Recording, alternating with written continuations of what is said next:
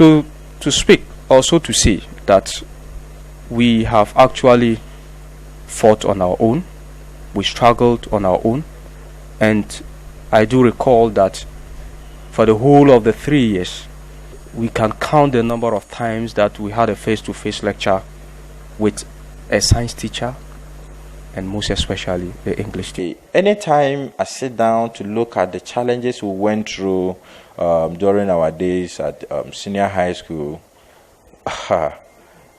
even if we had become truck pushers, I think it would have been an average. Ostaz Jibril Saad and Husseini Isa were business management and visual arts students respectively 14 years ago at Bawku Secondary School. They were among hundreds of other students who recorded poor results at the time. Their stories are just a manifestation of the rest who could not look at their result slips twice. Conflict actually made some teachers to refuse posting to the school, and the existing teachers also to transfer. So this was a moment that had taken all our expectations from the school, and we never had any moment that things got better. There were a whole lot of challenges. You could see the number of conflicts that the students will always ignite among ourselves on campus. Security would have to come and chase us out of school, would be staying in the house for almost 3 weeks, sometimes even a month. They attribute their maths failure to poor tuition by a few brave teachers who stayed on in the heat of the Bawku conflict to teach even outside their field. Their colleagues had deserted the school just a few months after that batch of students had been admitted for a 3-year course. In fact, they described their situation then as thought to fail. But as a student who's supposed to have the guidance of teachers, the guidance of others, I was left alone.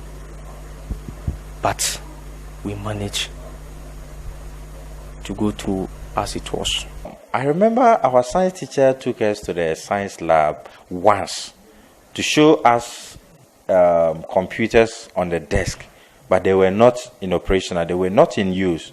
He only took us there to point to us, this is what we call computer, this is what we call desktop, this is what we call mouse, and stuff like that. All went rough for the rest of the 3 years leading up to the final exams. Then came perhaps the expected bombshell when results were released. Saad and Husseini were disheartened and miserable upon receiving their slips. I wasn't that much surprised looking at the sequential challenges that we went through during our stay in school. Of course, I was expecting a failure in terms of the results. We prepared ourselves alone without the help of any teacher. So we must be honest to have a realistic expectation of our grades. So how did they turn things around afterwards? Until I came down here in Kumasi to do my remedial classes, even then I never had a teacher to take me through the visual arts, but with the help of the practicals auditorium that I chanced being, I was able to pass it. I was exposed to a different environment, and the environment I was exposed to was just a brief moment, not up to 9 months environment. I had a tuition for just 9 months,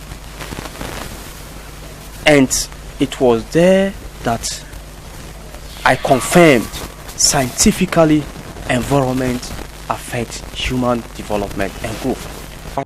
Today, Saad is a lawyer with Moomin and Buta Solicitors, and Husseini is a marketing executive at Class Group Limited. Many of their colleagues have also made tremendous comeback after the 2003 Senior Secondary School Certificate Examination disaster. Well, the first thing is to encourage yourself, no matter the number of times you fall down. If you have failed these exams, the only thing you have to do is to have a moment of reflection. What went wrong? Mahmud Mohammed-Nurudeen reporting. Welcome.